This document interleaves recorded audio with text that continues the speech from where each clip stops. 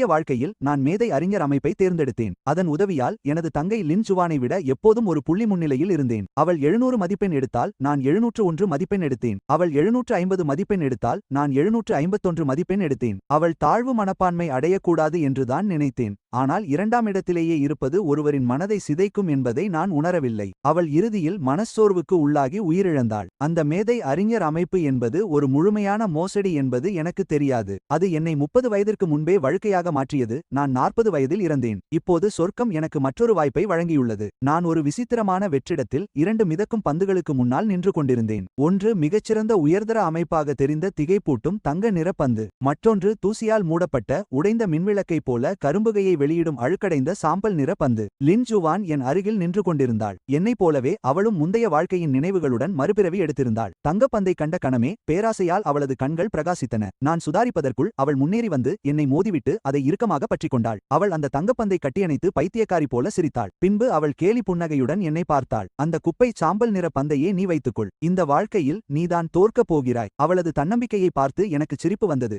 ஏனென்றால் அதே நேரத்தில் எனது மலிவான அமைப்பு செயல்படத் தொடங்கியது. பயனர் மிகப்பெரிய உணர்ச்சிகரமான அதிர்ச்சியை சந்தித்துள்ளார். மேக்ஸ்லி ட்ரோல் அமைப்பு செயல்படுத்தப்பட்டது. தயவு செய்து ஒரு விருப்பத்தை தேர்ந்தெடுக்கவும். விருப்பம் ஏ. முழங்காலிட்டு அழுது உன் தங்கையிடம் அவளது அதிர்ஷ்டத்தை பகிர்ந்து கொள்ள கெஞ்சு. பரிசு 5 மற்றும் முதுகெலும்பில்லாத தோல்வியாளர் என்ற பட்டம். விருப்பம் பி. முன்னேறிச் சென்று அந்த பந்தை திருட முயற்சி செய். பரிசு உன் தங்கையால் உதைக்கப்பட்டு ஒரு நாள் காயத்திற்கான களிம்பு பெறுவாய். விருப்பம் சி. பெருமையுடன் கைதட்டி இறுதியாக யாரோ ஒருவர் இந்த குப்பையை என்னிடமிருந்து வாங்கிக் கொண்டார்கள் என்று சொல். தங்கையே, உனது ஆசிகள் கிழக்கு கடல் போல ஆழமாக இருக்கட்டும். பரிசு ட்ரோல் அமைப்புடன் இணைதல். ஆரம்பநிலையாளர் பரிசு பொதி ஒரு லம்போர்கினி வெனெனோ 101 மில்லியன் வென் மற்றும் ரொக்கம் மற்றும் மேக்ஸ்லி கேலியாரா. விருப்பம் ஐ. பார்த்த கணமே என் கண்களில் கண்ணீர் வரத் தொடங்கியது. எப்படியும் வீண் பெருமை வயிட்டை நிரப்ப முடியாது. பெருமை என் வயிட்டை நிரப்ப முடியாது என்பதால் முடிவு தெளிவாக இருந்தது. லினுவான் என்னை அருவருப்போடு பார்க்க அந்த விசித்திரமான வெற்றிடம் மறையும் தருணத்தில் நான் ஆழமாக மூச்சை இழுத்துவிட்டு என்னால் முடிந்தவரை கனிவான புன்னகையைச் சூடிக்கொண்டு மனநிலை பிறழ்ந்த ஒரு பாசமான தந்தையைப் போல சத்தமாக கத்தினேன். சின்ன தங்கை, இயற்கையின் இந்த தாராளமான பரிசை ஏற்றுக்கொண்டதற்கு நன்றி. எனது முந்தைய வாழ்க்கையிலேயே இந்த குப்பையை தூக்கி எறிய நினைத்தேன். ஆனால் அதை எங்கு கொட்டுவது என்று தெரியவில்லை. குப்பைகளை சேகரிப்பதில் நீ இவ்வளவு திறமையானவள் என்று யார் நினைத்திருப்பார்கள்? அதை இறுக்கமாக பிடித்துக்கொள். ஒருபோதும் விட்டுவிடாதே. யார் விடுகிறார்களோ அவர்கள்தான் தோல்வியாளர்கள். லினுவான் அங்கேயே உறைந்து போனாள். அவள் அந்த பொற்கோளத்தை இருக்க அணைத்துக் கொண்டு எனக்கு பைத்தியம் பிடித்துவிட்டது என்பது போல பார்த்தாள். லின் ஃபான், உனக்கு பைத்தியமா? அதிர்ச்சி அவ்வளவு மோசமானதா? நான் அவளை முற்றிலும் புறக்கணித்துவிட்டு தொடர்ந்து புன்னகைத்தேன். பிறகு அலட்சியமாக கையை நீட்டி அந்த அழுக்கான சாம்பல் நிற கோலத்தை எடுத்து அப்படியே என் பாக்கெட்டில் திணித்தேன். சிஸ்டம் அறிவிப்பு உடனடியாக தோன்றியது. பரிசு வழங்கப்பட்டது. உங்கள் லம்போர்கினி வெனோ பள்ளி வாசலுக்கு வெளியே நிறுத்தப்பட்டுள்ளது. அதன் சாவி இப்போது உங்கள் பாக்கெட்டில் உள்ளது. 101 மில்லியன் உங்கள் வங்கிக் கணக்கில் வரவு வைக்கப்பட்டுள்ளது. அதிகபட்ச கேலி தூண்டல் ஒளிவட்டம் செயல்படுத்தப்பட்டது. இனிமேல் நாய்கள் கூட உங்களை 2 முறை கடிக்க நினைக்கும். அடுத்த வினாடி ஒரு பிரகாசமான வெள்ளை ஒளி அனைத்தையும் விழுங்கியது. என் பார்வை திரும்பியபோது நான் எனது சீனியர் ஆண்டின் 2ஆம் வகுப்புக்குள் அமர்ந்திருந்தேன். எங்கள் வழக்கை கணித ஆசிரியர் வழக்கம் போலவே முன்னால் இருந்த மாணவர்கள் மீது எச்சில் தெறிக்க உற்சாகமாக சூத்திரங்களை விளக்கிக் கொண்டிருந்தார். நான் உள்ளுணர்வாக என் பாக்கெட்டை தொட்டேன். உள்ளே குளிர்ச்சியாக ஏதோ ஒன்று இருந்தது. அதை வெளியே எடுத்தேன். என் கையில் அழகாக வடிவமைக்கப்பட்ட கார்பன் ஃபைபர் லம்போர்கினி சாவி இருந்தது. அந்த தங்க காலை முத்திரை எனக்கு கண் சிமிட்டுவது போல இருந்தது. நான் அதை ரசிப்பதற்குள் என் போன் அதிர்ந்தது. வங்கி அறிவிப்பு: 101 மில்லியன் உங்கள் கணக்கில் வெற்றிகரமாக வரவு வைக்கப்பட்டுள்ளது. நான் அந்த எண்ணை பார்த்து இயல்பாகவே பூஜ்ஜியங்களை எண்ணத் தொடங்கினேன். 1, 10, 100, 1000, 10,000. வீடு அங்கே எண்ண முடியாத அளவு இருந்தன. எனவே அந்த கேலி சிஸ்டம் விளையாடவில்லை. அந்த நேரத்தில் லின் ஜுவான் முன்னால் இருந்த வரிசையிலிருந்து திரும்பினாள். அவள் இப்போதுதான் மேதை அறிஞர் சிஸ்டத்துடன் இணைந்திருந்தாள். அவளது முகத்தில் தன்னம்பிக்கை வழிந்து கொண்டிருந்தது. அவளது முகபாவனை கேலி, மேலாதிக்கம் மற்றும் முழுமையான நம்பிக்கையை மட்டுமே வெளிப்படுத்தியது. ஏற்கனவே வெற்றி பெற்றவரின் தொனியில் அவள் புன்னகைத்தாள். நீ பார்த்த அந்த கனவு மிகவும் நன்றாக இருந்தது, இல்லையா? அது முடிந்துவிட்டது என்பதுதான் வருத்தம். யதார்த்தத்தை எதிர்கொள்ள வேண்டிய நேரம் வந்துவிட்டது. இரட்டை மேற்கோள் குறி. அவள் ஒலிம்பியாட் அளவிலான கணித புதிரை என் பக்கம் தள்ளினாள். இதை உன்னால் தீர்க்க முடியுமா? அவளது பரிச்சயமான முகத்தை பார்த்தேன். முதலிடம் பிடிக்கவே வாழ்நாள் முழுவதையும் செலவழித்து இறுதியில் தன்னைத்தானே அழித்துக் கொண்ட அந்த முகம். கோபப்படுவதற்கு பதிலாக அவளை நினைத்து எனக்கு உண்மையிலேயே பரிதாபமாக இருந்தது. நான் அவளுக்கு பதில் சொல்லக்கூட மெனக்கெடவில்லை. என் இருக்கையிலிருந்து எழுந்தேன். நாற்காலி தரையில் உரசி உரக்கச் சத்தமிட்டது. அந்த கூர்மையான சத்தம் வகுப்பறையில் இருந்த அனைவரின் கவனத்தையும் ஈர்த்தது. கணித ஆசிரியர் கூட எழுதுவதை நிறுத்திவிட்டு முறைத்து பார்த்தார். லின் ஃபான், எங்கே போகிறாய்? உனக்கு ரெஸ்ட்ரூம் போக வேண்டுமா? இரட்டை மேற்கோள் குறி. நான் அசால்ட்டாக தலையை ஆட்டியபடி லம்போர்கினி சாவியை ஒரு நாணயத்துடன் விளையாடுவது போல விரலில் சுற்றினேன். பிறகு நேராக ஆசிரியரை பார்த்து நிதானமாகச் சொன்னேன். ஆசிரியரே, நான் பள்ளியிலிருந்து நின்றுவிடப் போகிறேன். என்ன உளறுகிறாய்? கணித ஆசிரியர் அதிர்ச்சியில் இருமினார். கல்லூரி நுழைவுத் தேர்வுக்கு இன்னும் 2 மாதங்களே உள்ளன. நான் பெருமூச்சு விட்டு பள்ளியின் நுழைவாயிலை நோக்கி சுட்டிக்காட்டினேன். என்னால் ஒன்றும் செய்ய முடியாது ஆசிரியரே. எனது புதிய லம்போர்கினி வந்துவிட்டது. அது 3 பார்க்கிங் இடங்களை ஆக்கிரமித்திருக்கிறது. செக்யூரிட்டி அதை மாற்றச் சொல்லி கெஞ்சிக் கொண்டிருக்கிறார். யாருடைய படிப்பையும் நான் கெடுக்க விரும்பவில்லை. அதனால் நானே தியாகம் செய்துவிட்டு பணம் மட்டுமே நிறைந்த அந்த போரடிக்கும் வேதனையான வாழ்க்கையை வாழப்போகிறேன். இரட்டை மேற்கோள்குறி. வகுப்பறை முழுவதும் நிசப்தமானது. அனைவரின் அதிர்ச்சியான முகங்களையும் நான் கண்டுகொள்ளவில்லை. ஈயை சாப்பிட்டது போன்ற உணர்வோடு இருந்த லினுவானின் முகத்தையும் நான் கவனிக்கவில்லை. பிறகு வகுப்பறையின் பின்புற கதவை எட்டி உதைத்துவிட்டு திரும்பி பார்க்காமல் வெளியே நடந்தேன். ஒத்துக்கொள்ளத்தான் வேண்டும், கம்பீரமாக வெளியேறுவது நவரோஆட்மாக திருப்தியாக இருந்தது. இருந்தாலும் உண்மையான குழப்பம் வெளியே காத்திருக்கிறது என்று எனக்கு தெரியும். அந்த லம்போர்கினி உண்மையாகவே இருந்தால் இந்த டிரோல் சிஸ்டத்தை நான் இப்போதே வணங்க தயாராகிவிடுவேன். பள்ளி வாயிலை அடைந்த அந்த நொடியில் நான் உறைந்து போனேன். ஒரு சாம்பல் நிற லம்போர்கினி வெனனோ தன் உரிமையாளருக்காக காத்திருக்கும் எக்கு மிருகம் போல சாலையோரம் நின்றிருந்தது. அதன் கூர்மையான உடல் வடிவம், பிரம்மாண்டமான பின்பக்க விங் மற்றும் கார்பன் ஃபைபர் தோற்றம் அதை நிஜமற்றதாக காட்டியது. இது உலகின் மிக அரிதான சூப்பர் கார்களில் ஒன்று. இருந்தும் எப்படி இது ஒரு சாதாரண பள்ளிக்கு வெளியே நிற்கிறது? துரதிர்ஷ்டவசமாக புதையல் எங்கெல்லாம் வருகிறதோ அங்கெல்லாம் தொல்லைகள் பின்தொடரும். எனது மேக்சிமம் டவுன் தாரா ஏற்கனவே வேலை செய்ய தொடங்கிவிட்டது. பள்ளியின் புகழ்பெற்ற பணக்கார வாரிசு லியானி என் லம்போர்கினியின் ஹூட்டின் மீது சாய்ந்து நின்றிருந்தான். தன் கையில் இருந்த போனில் விதவிதமான போஸ்களில் செல்ஃபி எடுத்து தன் ஃபாலோயர்களுக்கு பெருமை காட்டிக் கொண்டிருந்தான். என் அப்பா எனது 18 வயது பரிசாக இதை இறக்குமதி செய்துள்ளார் என்று அவன் பெருமையாக பீற்றிக் கொண்டான். உலக அளவில் லிமிடெட் எடிஷன். கொஞ்சம் அடக்கமாக இருங்கள் மக்களே. நான் அவனை நோக்கி நேராக நடந்தேன். என்னை கவனித்ததும் அவன் என்னை தாழ்வாக பார்த்து ஒரு ஏளனச் சிரிப்பை உதிர்த்தான். ஓ,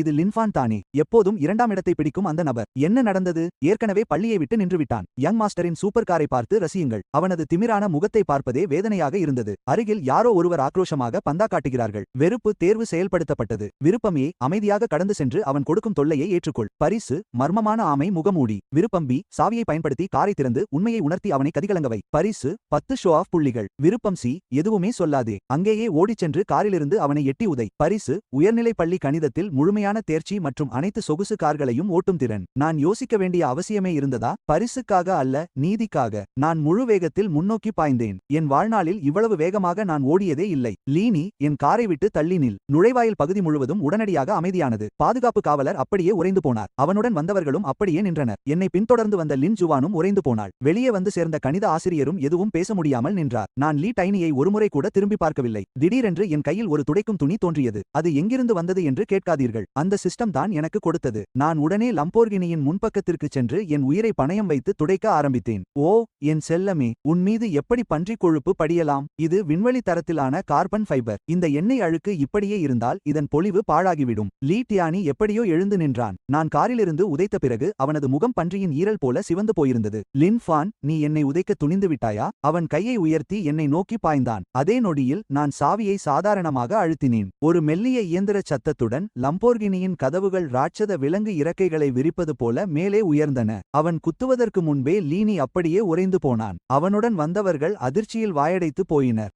நான் அவமானப்படுவதை பார்க்க வந்த லின் ஜுவான் மின்னல் தாக்கியது போல அதிர்ச்சியில் நின்றாள். நம்பவே முடியவில்லை. இந்த தோற்றவனுக்கு எப்படி இப்படி ஒரு கார் சொந்தமாகும்? எல்லோரும் பேசுவதற்கு வார்த்தையின்றி சிலையாக நிற்பதை பார்ப்பது மிகவும் திருப்தியாக இருந்தது. ஆனால் என் டிரோல் சிஸ்டம் இன்னும் முடிவடையவில்லை போல. வழுக்கைத்தலை கணித ஆசிரியர் வோல்ட்வாங் எங்களை எப்படியோ துரத்தி பிடித்துவிட்டார். சூப்பர் காரை பார்த்து அவர் திகைத்து போனாலும் நான் பள்ளியை விட்டு நின்றதாக சொன்னதுதான் அவரை மேலும் கோபப்படுத்தியது. பள்ளியின் மிகவும் கண்டிப்பான ஆசிரியர் என்பதால் நான் அவரை அவமரியாதை செய்வதாக அவர் நினைத்தார். பெருமூச்சு வாங்கியபடி ஒலிம்பியாட் கணித தாளை கையில் பிடித்தவாறே அவர் ஓடி வந்தார். அவர் பிடிவாதக்காரராக இருக்கலாம், ஆனால் கற்பிப்பதில் அவர் ஒருபோதும் பின்வாங்கியதில்லை. நான் நடிப்பதாகவே அவர் நம்பினார். தனது புத்திசாலித்தனத்தால் என்னை வீழ்த்த திட்டமிட்டார்.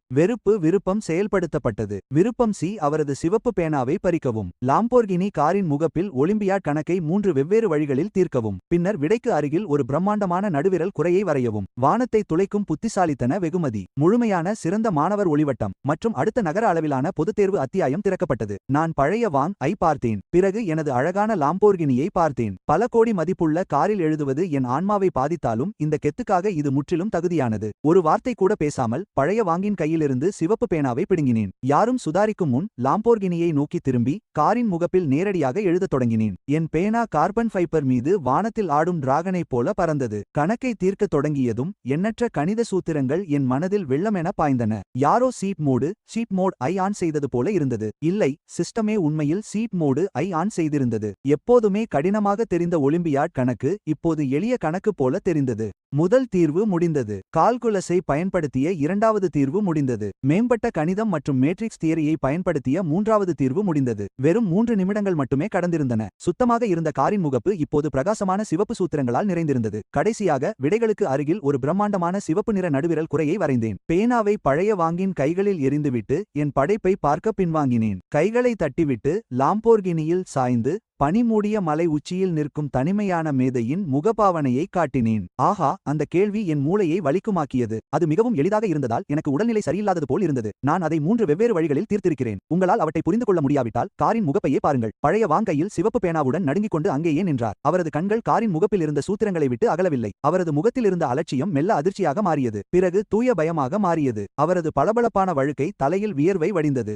இது லாக்ராஞ்சின் சராசரி மதிப்பு தேற்றத்தின் ஒரு வகை. சாத்தியமே இல்லை. அவருக்கு பின்னால் இருந்த லின் ஜுவான் நன்றாக பார்க்க தன் கழுத்தை நீட்டினாள். அவள் ஏற்கனவே மேதை மாணவர் சிஸ்டத்துடன் இணைக்கப்பட்டிருந்தாலும் அதன் திறன்களை இன்னும் முழுமையாக பெறவில்லை. சூத்திரங்கள் அவளுக்கு மர்மமான மந்திரங்கள் போல தெரிந்தன. அவள் மனதில் ஒரு பதற்றம் எழுந்தது. ஏதோ மோசமாக தவறு நடந்திருந்தது. நான் காரின் கதவை திறந்து அந்த ஆடம்பரமான லெதர் இருக்கைகளில் அமர முற்பட்டபோது பழைய வாங் திடீரென தன் திகைப்பிலிருந்து மீண்டார். அவனது கண்கள் உற்சாகத்தில் ஜொலித்தன. அவன் ஓடி வந்து என் காலை கட்டிக்கொண்டான். லினுவான், வேண்டாம். லிண்டாட், வேண்டாம். கல்வியின் நாயகனே, நீங்கள் செல்லக்கூடாது. நீங்கள் கட்டாயம் படிப்பை பாதியில் விடக்கூடாது. நகரம் தழுவிய பொதுத் தேர்வு நாளை மறுநாள். நீங்கள் எழுதவில்லை என்றால் நாங்கள் என்ன செய்வோம்? உங்கள் லம்போர்கினியை தினமும் 3 முறை வேண்டுமானாலும் கழுவுகிறேன். தயவுசெய்து இருந்து தேர்வை எழுதுங்கள். என் காலை கட்டிக்கொண்டிருந்த மொட்டை தலையன் ஆசிரியரை பார்த்துவிட்டு லின் ஜுவானை பார்த்தேன். அவள் முகம் வெளுத்திருந்தது. நகங்கள் உள்ளங்கையில் குத்தி ரத்தம் வருவது போல் இருந்தது. இப்போதுதான் விஷயம் சுவாரஸ்யமாகிறது. இப்போதே கிளம்பினால் அது சலிப்பாக இருக்கும். அவளை வீழ்த்த வேண்டுமென்றால் அவள் பெருமைப்படும் களத்திலேயே அது நடக்க வேண்டும். அவள் நம்பும் அந்த மேதை அமைப்பை நான் தூளாக்கப் போகிறேன். என் முகத்தில் ஒரு வில்லத்தனமான புன்னகை தவழ்ந்தது. சரி, தேர்வு முடிந்ததும் போகிறேன். ஆனால் ஒரு நிபந்தனை. தேர்வின் போது நான் தூங்குவேன். யாரும் என்னை எழுப்பக்கூடாது. நேரம் வேகமாக ஓடியது. கண் இமைக்கும் நேரத்தில் தேர்வு நாள் வந்தது. கடந்த 2 நாட்களாக லின் ஜுவான் பைத்தியமாக படித்துக் கொண்டிருந்தாள். அவள் அறை வழியாக நடக்கும் போதெல்லாம் எதையோ முணுமுணுத்துக் கொண்டே இருந்தாள். வேடிக்கையான விஷயம் என்னவென்றால் அவள் நெற்றிமுடி பின்னோக்கி நகர்ந்திருந்தது. இதுதான் அந்த புகழ்பெற்ற மேதை அமைப்பா? அறிவாளியாக மாற மாற வழுக்கையாகிறதா? உண்மையைச் சொல்லப்போனால் இது கொஞ்சம் கொடூரமான விலை இல்லையா? தேர்வு அறையின் வாசலில் லின் ஜுவான் வழிமறித்தாள். அவள் கண்கள் கீழே கருவளையங்கள் தெரிந்தன. கையில் ரெட்புல் பாட்டிலுடன் ஓநாயைப் போல என்னை பார்த்தாள். லின் ஃபன், லம்போர்கினியில் கணக்குகளைச் செய்தது அதிர்ஷ்டமாக இருக்கலாம். பதில்களை முன்பே மனப்பாடம் செய்திருக்கலாம். ஆனால் இன்றைய தேர்வு முற்றிலும் புதியது. இப்போது நீ எப்படி அவமானப்படுகிறாய் என்று பார்ப்போம். என் அமைப்பு சரியான மதிப்பெண் திட்டத்தை தயார் செய்துவிட்டது. எல்லாம் கணக்கிடப்பட்டுவிட்டது என்று லினு நம்பிக்கையுடன் சொன்னாள். நான் 749 மதிப்பெண்கள் பெறுவேன். கையெழுத்துக்காக ஒரு மதிப்பெண் குறையும். உனக்கு 0 தான். அவள் மறைந்து வரும் நெற்றிமுடியை பார்த்து என்னால் சிரிக்காமல் இருக்க முடியவில்லை. சிறுமி, நீ கொஞ்சம் தூங்க வேண்டும். இந்த வேகத்தில் போனால் படிப்பு முடிவதற்கு முடி மாற்று அறுவை சிகிச்சை தேவைப்படும். சிரித்துக் கொண்டே நான் தேர்வு அறைக்குள் நுழைந்தேன். அவள் கோபத்தில் கொதித்துக் கொண்டிருந்தாள். முதல் பாடம் தமிழ். வினாத்தாள்கள் விநியோகிக்கப்பட்டதும் பேனாவின் கீறல் சத்தம் தவிர அறை முழுவதும் நிசத்தமானது. முதல் கேள்வியை படித்து முடிப்பதற்கு முன்பே அந்த வெட்கமில்லாத கேலி அமைப்பு மீண்டும் தோன்றியது. புரவலர் வாழ்க்கையின் மிக முக்கியமான தேர்வை எதிர்கொள்கிறார். தயவு செய்து ஒரு பாணி விருப்பத்தை தேர்ந்தெடுக்கவும். விருப்பமே, தேர்வை தீவிரமாக எடுத்துக்கொண்டு உங்கள் சொந்த திறமையை நம்புங்கள். வெகுமதி, சிறந்த கண்பார்வை. விருப்பம் பி, நகல் கண்களை செயல்படுத்தி உங்கள் முன்னால் இருப்பவரிடமிருந்து காப்பிடியுங்கள். வெகுமதி, 3 நாட்கள் கண் சிவப்பு நோய். விருப்பம் சி, விடைத்தாளில் சன்கிளாஸ் மற்றும் தடிமனான தங்கச்சங்கிலி அணிந்த பெப்பா பிக்கை வரையவும். ஆசிரியரே, பெப்பா பிக்கிற்கு பச்சை குத்தப்பட்டுள்ளது என்று எழுதவும். உண்மையான சமூகவாதிக்கு பாராட்டுக்கள். பிறகு உங்கள் தலையை மேஜையில் வைத்து எச்சில் தாளினை நனைக்கும் வரை தூங்குங்கள். வெகுமதி திறன் திறக்கப்பட்டது. நிஜத்தை மாற்றியமைக்கும் முழு மதிப்பெண்கள். ஒவ்வொரு ஆசிரியரும் தானாகவே ஒரு சரியான விடைத்தாளை கற்பனை செய்து கொள்வார்கள். நான் விருப்பம் சி-யை சில நொடிகள் உற்று பார்த்தேன். நான் நேர்மையானவராக இருக்க விரும்பினேன். ஆனால் முக்கியமான தேர்வில் இப்படி விசித்திரமான ஒன்றைச் செய்வது மிகவும் தூண்டுதலாக இருந்தது. அதனால் நான் ஏற்றுக்கொண்டேன். குழப்பமடைந்த கண்காணிப்பாளர் முன்னால் நான் பென்சிலை எடுத்து கட்டுரை பகுதியில் வரையத் தொடங்கினேன். ஒரு வட்ட முகம், ஹேர் டிரையர் போன்ற மூக்கு, கருப்பு கண்ணாடி, தடிமனான தங்கச்சங்கிலி. நான் வரைந்து முடித்தபோது அந்த ஓவியம் ஆச்சரியப்படும் வகையில் உயிரோட்டமாக இருந்தது. இறுதியாக நான் பெருமையுடன் எழுதினேன், ஆசிரியரே, பெப்பா பிக்கிற்கு பச்சை குத்தப்பட்டுள்ளது. உண்மையான சமூகவாதிக்கு பாராட்டுக்கள். பணி முடிந்தது. இரட்டை மேற்கோள் குறி. நான் பென்சிலை தூக்கி எறிந்துவிட்டு தேர்வு தாளில் தலையை வைத்து 3 நொடிகளுக்குள் தூங்கிவிட்டேன். பணியை முழுமையாக முடிக்க நான் வாயை திறந்தபடி வைத்தேன். அதனால் என் எச்சில் மெதுவாக பெப்பா பிக்கின் மூக்கின் மீது விழுந்து வரைபடத்திற்கு கூடுதல் யதார்த்தத்தை கொடுத்தது. கண்காணிப்பாளர் வேகமாக ஓடிவந்தார். அவர் என்னையும் பிறகு விடைத்தாளையும் பார்த்தார். அவர் முகம் உடனே பச்சை நிறமானது. அவர் என்னை எழுப்ப முற்பட்டபோது திடீரென்று முதல்வரின் சிறப்பு அறிவுறுத்தல்கள் அவருக்கு நினைவுக்கு வந்தன.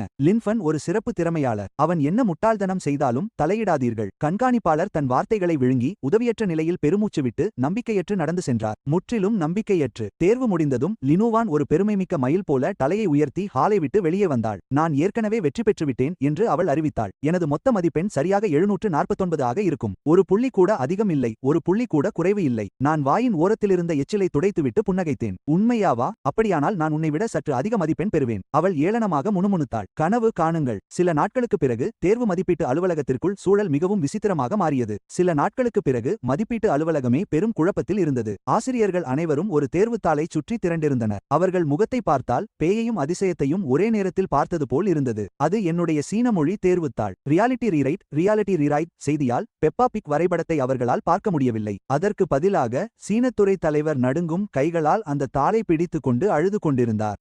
இது வெறும் படம் அல்ல. இது சமூக விமர்சனத்தின் ஒரு உன்னத படைப்பு. நவீன சமூகத்தின் அபத்தத்தையும் உண்மையையும் இது கச்சிதமாக பிரதிபலிக்கிறது. இந்த வளைந்து நெளிந்த கோடுகளை பாருங்கள். இவை மனித நிலையை பற்றிய கருணையால் நிறைந்திருக்கின்றன. இந்த கட்டுரையில் ஒரு வார்த்தை கூட எழுதப்படவில்லை. ஆனாலும் இது நேர்த்தியும் ஆன்மாவும் நிறைந்து காணப்படுகிறது. இதற்கு முழு மதிப்பெண்கள் வழங்கப்பட வேண்டும். யாராவது ஒரு மதிப்பெண் குறைக்க துணிந்தால் அவர்கள் என்னிடம் பதில் சொல்ல வேண்டும். மற்ற பாட ஆசிரியர்களும் இதற்கு சளைத்தவர்கள் அல்ல. ஒருவர் என்னுடைய காலியான கணிதத்தாளை பார்த்து மூச்சடைத்து போனார். நம்பவே முடியவில்லை. வார்த்தைகளற்ற நிரூபணம். எந்த கணக்கீடும் செய்யாமல் நேரடியாக உண்மையை சென்றடைந்துள்ளார். முழு மதிப்பெண்கள். மற்றொரு ஆசிரியர் நடுங்கும் கைகளுடன் என் தாளை எடுத்தார். இது ஒரு அழிந்து போன பழங்கால டிராகன் மொழியின் கிளையாகத்தான் இருக்க வேண்டும். இதில் உள்ள ஒரு குறியீடு கூட எனக்கு புரியவில்லை. ஆனால் என் ஆன்மா ஏதோ விடிவு பெற்ற உணர்வு கிடைக்கிறது. மதிப்பீடு முடிந்ததும் தரவரிசையை அறிவிக்க பள்ளி விளையாட்டு மைதானத்தில் அனைவரும் கூடினர். மாணவர்களும் ஆசிரியர்களும் பெரிய திரையைச் சுற்றி திரண்டனர். லினுவான் பெருமையுடன் முன்னால் நின்று கொண்டிருந்தார். தரவரிசை பட்டியல் புதுப்பிக்கப்பட்டது. இரண்டாவது இடம் லின் ஜுவான் 749 மதிப்பெண்கள். கூட்டம் உடனடியாக ஆர்ப்பரித்தது. 749. அவள் வெறும் ஒரு மதிப்பெண் தான் இழந்திருக்கிறாள். இது நம்பவே முடியாதது. என் பெயரை தேடிய லினுவின் முகத்தில் ஒரு கர்வமான புன்னகை தோன்றியது. நான் கடைசி இடத்தில்தான் இருப்பேன் என்று அவள் உறுதியாக நம்பினாள். பிறகு மற்றொரு பெயர் திரையின் உச்சியில் மெதுவாக தோன்றியது. அது சாதாரணமாக தெரியவில்லை. சிஸ்டமே அனைவரையும் கவனிக்கச் சொல்வது போல அந்த பெயர் தங்க ஒளியால் சூழப்பட்டிருந்தது. முதல் இடம் லின் ஃபான் 750 மதிப்பெண்கள். நிசப்தம். முழுமையான அமைதி. சில நொடிகள் அந்த விளையாட்டு மைதானமே மூச்சுவிட மறந்து போனது. பின் அனைவரும் அதிர்ச்சியில் உறைந்தனர். லின் ஜுவானின் புன்னகை உறைந்து போனது. அவளது தன்னம்பிக்கை சிதைவதை என்னால் உணர முடிந்தது. அவள் மெதுவாக என்னை நோக்கி திரும்பினாள். கண்கள் பிதுங்கி வெளியே வருவது போல் விரிந்திருந்தன. நான் சாதாரணமாக தோளை குலுக்கினேன். சின்ன தங்கையே, அது பன்றி அல்ல. அது கலை. உண்மையை சொல்ல போனால் நான் எளிமையாக இருக்கத்தான் நினைத்தேன். ஆனால் என் திறமை என்னை விடுவதாக இல்லை. பிறகு நான் அவளுக்கு மட்டும் கேட்கும் வகையில் அருகே சென்று கிசுகிசுத்தேன். ஓ, இன்னொரு விஷயம். உன் நெற்றி முடி பின்னோக்கி நகர்ந்துவிட்டது. முடி வளர்ச்சி சிகிச்சைக்காக அண்ணன் உனக்கு கொஞ்சம் பணம் கடனாக தரவா? என்னிடம் இவ்வளவு பணம் இருக்கிறது. இதை எப்படி செலவழிப்பது என்றே எனக்கு தெரியவில்லை. லினுவின் உடல் முழுவதும் நடுங்கியது. அவள் முகம் சிவந்து எப்போது வேண்டுமானாலும் ரத்தம் கக்குவது போல இருந்தாள். துரதிர்ஷ்டவசமாக அவளுக்கு அது ஒரு ஆரம்பம் மட்டுமே.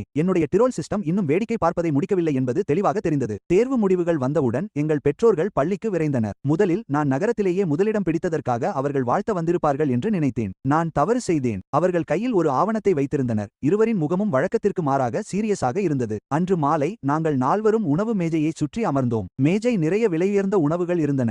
ஆனால் சூழல் தூக்குத்தண்டனைக்கு முந்தைய கடைசி உணவைப் போல இருந்தது. லின் ஜுவானும் நானும் எங்களுடைய மதிப்பெண் பட்டியலுடன் வீட்டிற்கு வந்தோம். தர்க்கரீதியாக நான் 750க்கு 750 மதிப்பெண்கள் எடுத்து நகரத்தின் முதலிட மாணவனாக இருந்தேன். என் பெற்றோர்கள் குறைந்தபட்சம் கொண்டாடுவார்கள் என்று நீங்கள் நினைப்பீர்கள். அதற்கு பதிலாக அவர்கள் லின் வானின் 749 மதிப்பெண் பட்டியலை கண்ணீர் மல்க பார்த்துக் கொண்டிருந்தார்கள். எங்கள் வான் இந்த 749 மதிப்பெண்களுக்காக எவ்வளவு கடினமாக உழைத்தாள். எவ்வளவு முயற்சி, எவ்வளவு தியாகம். பிறகு என் அம்மா என்னை அங்கே ஒரு ஆளே இல்லாதது போல பார்த்தார். அவன் பெயர் என்னவோ? யார் வேண்டுமானாலும் ரோபோ போல படித்து முழு மதிப்பெண் பெறலாம். இதில் என்ன அப்படி பெருமை இருக்கிறது? அவன் எப்படி ஜுவானுடன் ஒப்பிட முடியும்? அவள் தன் மதிப்பெண்களை எவ்வளவு கச்சிதமாக கட்டுப்படுத்தினாள். அதுதான் உண்மையான திறமை. எந்த ஒரு சாதாரண மனிதனும் இப்படி பேச முடியுமா என்று நான் உண்மையிலேயே ஆச்சரியப்பட்டேன். அவர்களை பொறுத்தவரை என்னுடைய முழு மதிப்பெண் லின் வானின் 749 மதிப்பெண்ணை விட குறைவான மதிப்புடையது. மேஜையின் மறுபக்கம் லின் ஜுவான் ஏற்கனவே தன் தன்னம்பிக்கையை மீட்டெடுத்திருந்தாள். தேர்வில் தோற்றிருந்தாலும் எங்கள் பெற்றோரின் வெட்கமற்ற பாரபட்சம் அவள் தலையை நிமிர்த்த வைத்தது. அவள் என்னை ஒரு சவாலான பார்வையுடன் பார்த்துவிட்டு ஒரு பலவீனமான அப்பாவி தங்கையின் முகபாவனைக்கு மாறினாள். நான் எதிர்காலத்தில் அம்மாவையும் அப்பாவையும் நன்றாக கவனித்துக் கொள்ள மட்டுமே விரும்புகிறேன். அதுதான் உண்மையான நாடகம் தொடங்குவதற்கான சிக்னலாக இருந்தது.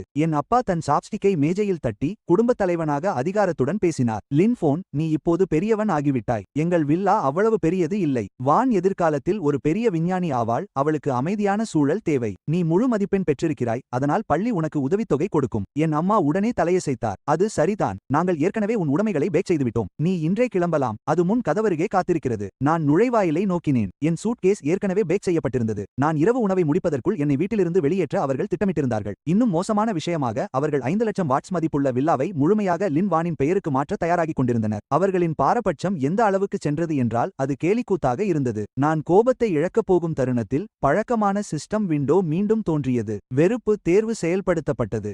விருப்பம் சி. முழு குடியிருப்பு வளாகத்தையும் வாங்குங்கள். சொத்து ஒப்பந்தத்தை அவர்கள் முகத்தில் வீசி, இது இனி என் வீடு மட்டுமல்ல என்று சொல்லுங்கள். முழு சுற்றுப்புறமும் எனக்கு சொந்தமானது. பாதுகாப்பு. இந்த 3 அத்துமீறியவர்களையும் எனது தனிப்பட்ட சொத்திலிருந்து வெளியேற்றுங்கள். பரிசு: தெய்வீக நிலை போர்த்திறன், 10 பில்லியன் அன் மற்றும் சிறந்த மகனுக்கான கௌரவ பட்டம். 18 ஆண்டுகளாக உங்கள் கோபத்தை மறைத்து வைத்திருக்கும் அந்த உணர்வு உங்களுக்கு தெரியுமா? திடீரென்று அதை வெளியேற்ற ஒரு சரியான வாய்ப்பை யாராவது உங்களிடம் கொடுத்தால் எப்படி இருக்கும்? நான் மெதுவாக எழுந்தேன். ஒரு குளிர்ந்த, வில்லத்தனமான புன்னகை என் முகத்தில் விரிந்தது. அப்பா, அம்மா, தங்கச்சி, இந்த உணவு மிகவும் உப்பாக இருக்கிறது. என் தந்தை உறைந்து போனார். நான் சிரித்தேன். இல்லை, உங்கள் இதயங்கள் தான் மிகவும் பாரபட்சமானவை. அவை அருவருப்பானவை. யாரும் செயல்படும் முன்பே நான் கனமான மரசாப்பாட்டு மேசையின் இரு பக்கங்களையும் பிடித்துக்கொண்டேன். பின்பு ஒரே வெடி போன்ற அசைவில் முழு மேசையையும் கவிழ்த்தேன். பூம்! காதுகளை பிளக்கும் அந்த சத்தம் வில்லா முழுவதும் எதிரொலித்தது. இறால், சூப், விலை உயர்ந்த மது மற்றும் மேசையில் இருந்த ஒவ்வொரு உணவும் காற்றில் பறந்தன. சூடான குழம்பு மற்றும் எண்ணெய் கலந்த சாஸ் எல்லா இடங்களிலும் தெரித்தது. என் பெற்றோர் தலை முதல் கால் வரை நனைந்தனர். லின் வானின் விக்கும் ஒரு இறால் காலில் சிக்கிக் கொண்டது.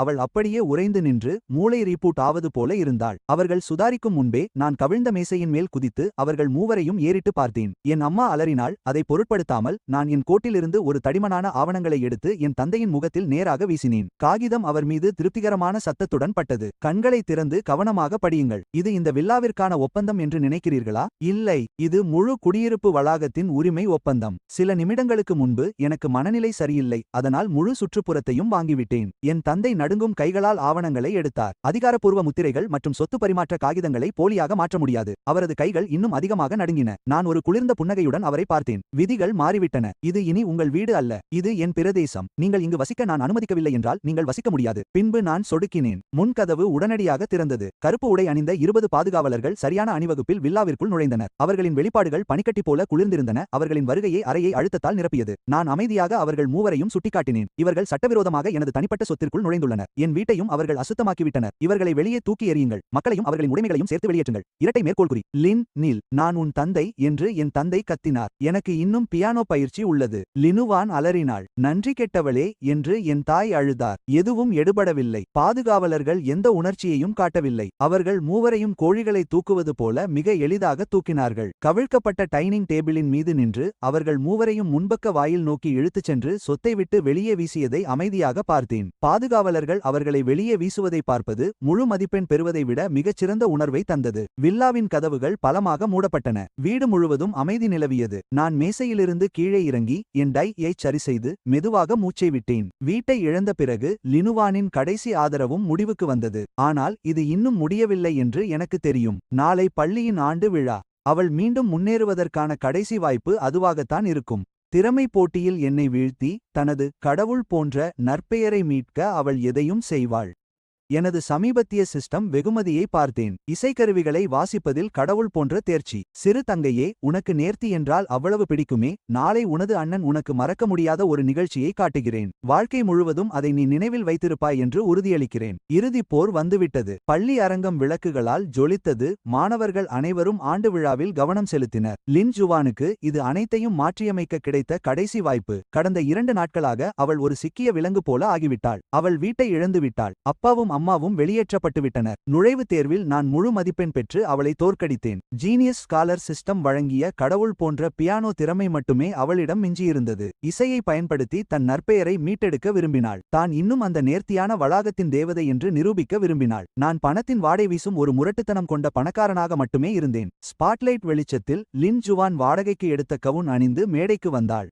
அவள் தனது வழுக்கை தலையை ஒரு கனமான விக் மூலம் மறைத்திருந்தாள். வாரக்கணக்கிலான உழைப்பால் அவள் எலும்புக்கூடு போல மெலிந்து போயிருந்தாள். இருந்தாலும் அவள் நேர்த்தியாக இருக்க போராடினாள். பிறகு இசை நிகழ்ச்சி தொடங்கியது. அவள் லா காம்பனெல்லா வாசித்தாள். அவளது விரல்கள் எவ்வளவு வேகமாக நகர்ந்தனவென்றால் கீபோர்டில் அவை மங்கலாக தெரிந்தன. அரங்கம் முழுவதும் அமைதியானது. நான் முழு சுற்றுப்புறத்தையும் வாங்கியதாக பேசிக்கொண்டிருந்த மாணவர்கள் கூட கண்களை எடுக்க முடியாமல் என்னையே பார்த்தனர். கைதட்டல்கள் அதிகரிக்க லினுவின் உதடுகள் மெல்ல விரிந்தன. தான் இறுதியாக வெற்றி பெற்றுவிட்டதாக அவள் நம்பினாள். அந்த நேரத்தில் எனக்கு பழக்கப்பட்ட தங்க நிற சிஸ்டம் விண்டோ என் முன்னால் தோன்றியது. பயனர் தற்போதைய கதை கட்டத்தின் இறுதி சவால் சவாலை எதிர்கொள்கிறார். தயவுசெய்து ஒரு விருப்பத்தை தேர்ந்தெடுக்கவும். விருப்பம் ஏ. மேடைக்கு கீழே நின்று உற்சாகமாக கைதட்டி பாராட்டு கண்ணீர் வடியுங்கள். பரிசு புனித அன்னை ஒளிவட்டம் மற்றும் +50 IQ. விருப்பம் பி. மேடைக்குச் சென்று உங்கள் சகோதரியுடன் இணைந்து பியானோ வாசியுங்கள். பரிசு லெவல் 10 பியானோ சான்றிதழ். விருப்பம் சி. தூய தங்கத்தாலான ஒரு சன்னாவை எடுங்கள். மேடை மீது ஏறி அவளது காதுக்கு அருகில் அஸ்ட்ரோனோமியா இசையை வாசியுங்கள். அது விடைபெறும் தருணத்திற்கு புகழ்பெற்ற அதே துள்ளலான இசை. பரிசு இசைக்கடவுளின் இறுதிப் பரிசு பெட்டி மற்றும் தற்போதைய கதைப்பகுதியின் நிறைவு.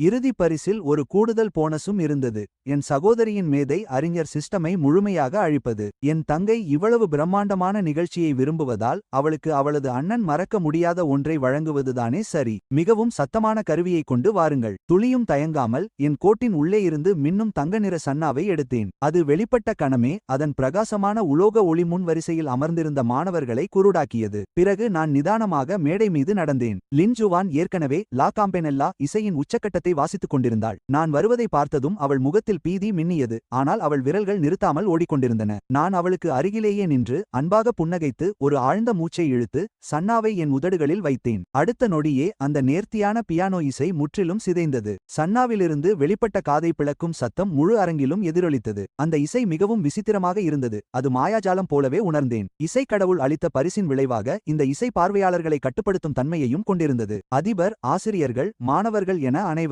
அமைதியாக அமர்ந்திருந்த அனைவரும் திடீரென தங்கள் உடல் கட்டுப்பாட்டை இழந்தனர். அவர்கள் கால்கள் இசையின் தாளத்திற்கு ஏற்ப தானாகவே ஆடத் தொடங்கின. வழுக்கை தலையுள்ள கணித ஆசிரியர் ஓம் கூட எழுந்து நின்று கைகளை உயர்த்தி ஆடத் தொடங்கினார். லின் வான் முழுமையாக கட்டுப்பாட்டை இழந்தாள். அவள் வேகமாக வாசித்தாள். அவள் கட்டைகளை பலமாக அழுத்தினாள். என் இசையை மறைக்க அவள் தீவிரமாக முயன்றாள். ஆனால் ஒரு எளிய உண்மையை அவள் மறந்துவிட்டாள். இசைக்கருவிகளின் அரசனுக்கு முன்னால் பியானோ வெறும் ஒரு தம்பி மட்டுமே. நான் அவளுக்கு அருகில் குனிந்து அவளது காதுக்கு அருகிலேயே இன்னும் உயர்தொனியில் வாசித்தேன். டோக். பியானோவின் கம்பிகளில் ஒன்று அருந்தது. அந்த அதிரடியான அதிர்வுகள் முழு கருவியையும் நடுங்கச் செய்தன. அதே நேரத்தில் லின் வானின் கனமான விக் காற்றில் வீசப்பட்டு மேடையில் விழுந்தது.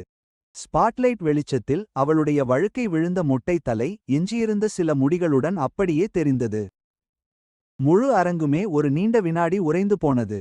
நிசப்தம் நிலவியது. பிறகு பார்வையாளர்கள் அனைவரும் கட்டுப்படுத்த முடியாதபடி சிரிக்கத் தொடங்கினர். லினுவான் தரையில் கிடந்த விக்கை பார்த்து அப்படியே உறைந்து போனாள். பின்பு சிரித்துக் கொண்டிருந்த கூட்டத்தை சுற்றிலும் பார்த்தாள். இறுதியில் அவள் என்னை நோக்கி திரும்பினாள். நான் கையில் தங்க ஸ்வாவை பிடித்துக்கொண்டு மிகவும் அப்பாவியான முகத்துடன் அங்கே நின்றேன். எச்சரிக்கை எச்சரிக்கை. இலக்கான லின்வானின் மனநிலை முற்றிலும் சிதைந்துவிட்டது. மேதை அறிஞர் அமைப்பின் தீர்ப்பு செயல்பாடு தோல்வியடைந்தது. கட்டாயமாக பிரிக்கும் செயல்முறை தொடங்கப்பட்டது. பிரித்தல் தோல்வியடைந்தது. அமைப்பின் சுய அழிவு தொடங்கப்பட்டது. லினுவான் திடீரென தனது தலையை பிடித்துக்கொண்டு இதயம் வெடிக்கும் வகையில் அலறினாள். அவள் தன் தலைமுடியை பிடித்து இழுத்தாள். பின் கட்டுப்பாட்டை இழந்து பியானோவை கடிக்கவும் முயன்றாள். நான் அமைதியாக ஸ்வாவை கீழே இறக்கினேன். வெள்ளை கோட் அணிந்த மருத்துவர்கள் குழு உடனடியாக மேடைக்கு ஓடி வந்தது. ஒன்றும் சொல்லாமல் நான் ஒரு மருத்துவரின் பையில் தங்க அட்டை ஒன்றை திணித்தேன். அவளுக்கு சிறந்த சிகிச்சை அளித்து தனி அறை ஒன்றை ஒதுக்குங்கள். மருத்துவர்கள் லினுவானை வேகமாக பிடித்து அவள் போராடியும் கத்தியும் கொண்டிருந்த நிலையில் தூக்கிச் சென்றனர். நேற்று என் பாதுகாவலர்கள் என் பெற்றோரை தூக்கிச் சென்றது போலவே மருத்துவர்களும் லினுவானை தூக்கிச் சென்றனர். சீக்கிரமே